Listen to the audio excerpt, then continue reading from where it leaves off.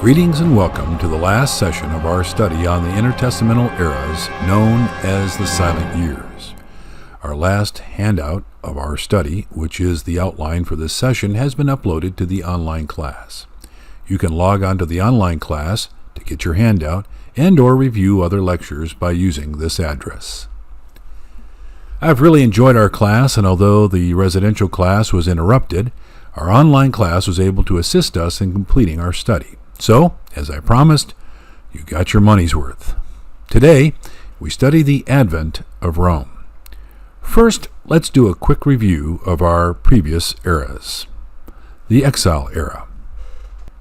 We reviewed the schism within the nation of Israel in 922 BC with the formation of the Kingdom of Judah, Southern Kingdom, and the Kingdom of Israel, Northern Kingdom.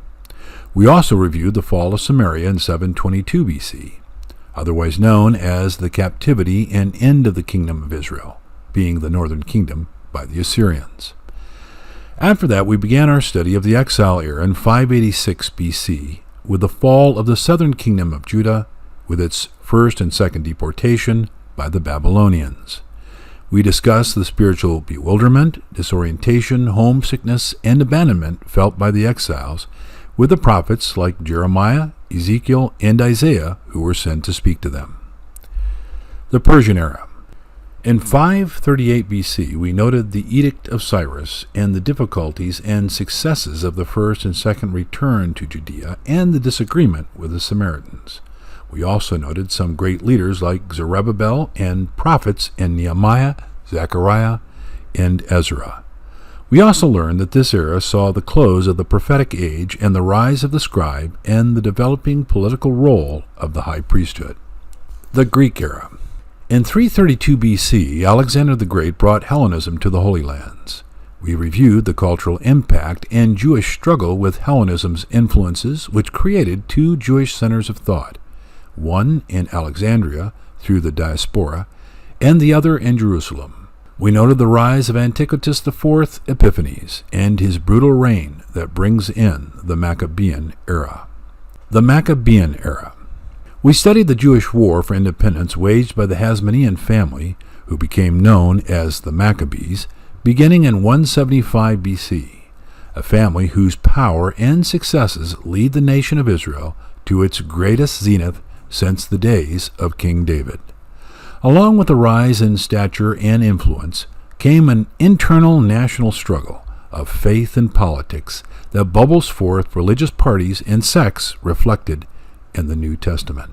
Then, coming from the seven hills, a new power arises whose motto is Invicta, meaning unconquerable. It is the advent of Rome. In our last session, Hyrcanus II would rule for just 3 months before being overthrown in battle by his younger brother Aristobulus II. Undaunted, Hyrcanus II allied with the Nabateans, who sent an army from the south and laid siege to Jerusalem in an attempt to reinstall him on the throne. But Aristobulus II appealed to his allies, the Romans, who had recently conquered the Seleucid Empire. A Roman threat to invade the Nabatean kingdom was all that was needed to end the siege and send the forces of the Nabateans fleeing. Aristobulus II's reliance on Rome was ill thought. They arrested him and his sons, shipped them to Rome, and reinstalled Hyrcanus II as puppet king of Judea.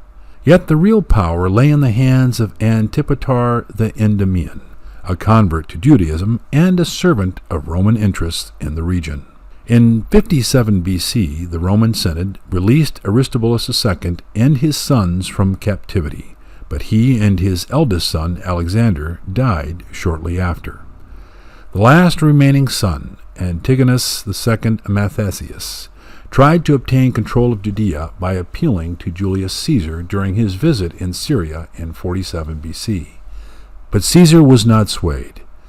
By 40 BC, Judea was simmering with revolt. The Judeans had wearied of the heavy taxes Rome levied and sickened of their overlords, King Hyrcanus II, Antipater, and Antipater's son Herod. The Judeans rallied behind Antigonus II Amathasius, who promised them an independence from Roman domination. He allied with the Parthians, conquered Jerusalem, and was crowned king and high priest. His uncle, Hyrcanus II, was maimed in battle, which rendered him unfit for the priesthood, and so he was shipped into exile in Babylon. But Antigonus II Matthias' reign was short and riotous. The Romans appointed Herod as king of Judea, and the two kings warred for 3 years. Herod prevailed. Antigonus was taken prisoner and executed in Antioch in 37 BC. Antigonus II Matthias was the last Hasmonean king, but not the last Hasmonean. The year he was executed, King Herod married Antigonus II Matthias' niece, Miriam. Miriam convinced Herod to appoint her brother Aristobulus III as high priest. The following year, Herod had Aristobulus III executed. That same year, Herod had the Hasmonean monarch Hyrcanus II return from Babylon to live in court as an honored guest, but had him executed in 30 BC.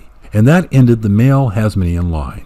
The Herodian dynasty that would rule Judea into the New Testament era had Hasmonean blood through Miriam, who bore Herod 2 sons and 2 daughters.